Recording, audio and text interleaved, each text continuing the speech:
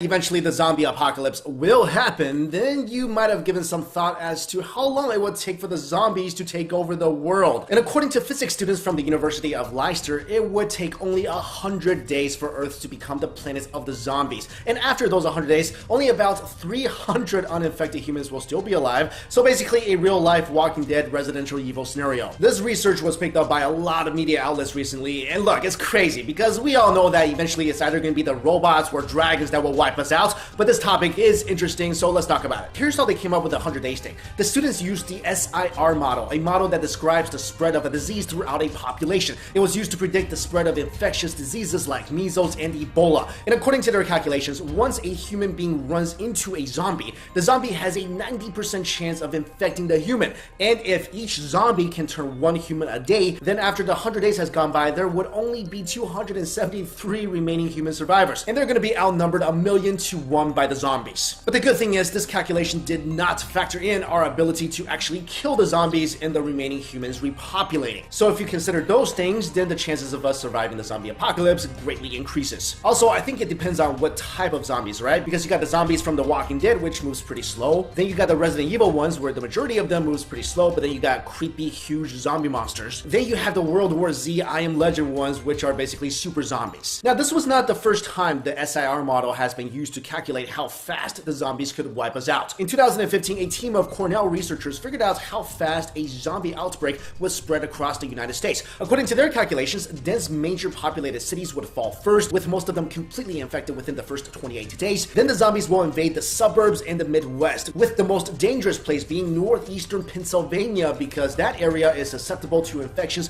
coming from all major metropolitan areas on the East Coast. Also, while looking into this topic, I was surprised to find that the zombie apocalypse scenario has been considered quite a bit by governments as well. For example, did you know that according to an unclassified document titled ConOp 8888, officials from the Pentagon used the scenario of a planet-wide attack by the Walking Dead as a training template for how to plan for real-life large-scale operations, emergencies, and catastrophes. I mean, the government even covered scenarios on how to deal with different types of zombies. According to the document, zombie life forms could be created via some sort of occult experimentation in what might otherwise be referred to as evil magic. Then supposedly there are vegetarian zombies that pose no threat to humans due to their exclusive consumption of vegetation. And then finally, there are zombie life forms created after an organism is infected with a high dose of radiation. The document also covers detailed information such as general zombie awareness training, the recalling of all available military personnel, to restoring civil authority after the brain eaters have been defeated. Oh, and to kill a zombie, the document says, the only assumed way to effectively cause casualties to the zombie ranks by tactical force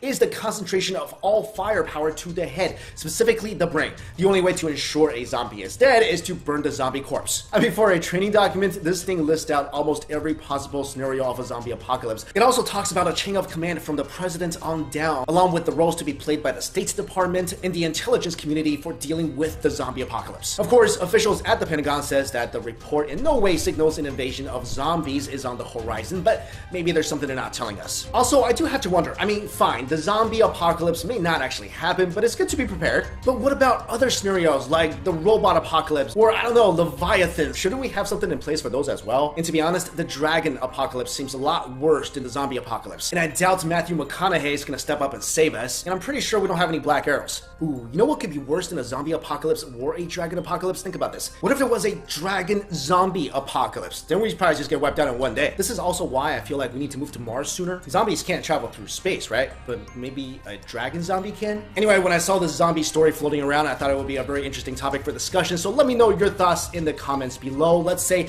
there was a zombie apocalypse, let's say there's a dragon apocalypse, or a robot apocalypse, or a dragon zombie apocalypse. What would you do in those scenarios? I'm pretty sure moving to Mars would solve the majority of that, except for the robot apocalypse. But if it was just a zombie or dragon apocalypse, I would live in a submarine. But let me know what you guys would do. Thank you all so much for watching. See ya. Hey guys, thanks for watching Beyond Science. It's Mike Chen. If you believe that eventually the zombie apocalypse will happen, then you might have given some thought as to how long it would take for the zombies to take over the world. And according to physics students from the University of Leicester, it would take only 100 days for Earth to become the planet of the zombies. And after those 100 days, only about 300 uninfected humans will still be alive, so basically a real-life Walking Dead Resident Evil scenario. This research was picked up by a lot of media outlets recently, and look, it's crazy because we all know that eventually it's either going to be the robots or dragons that will wipe us out, but this topic is interesting, so let's talk about it. Here's how they came up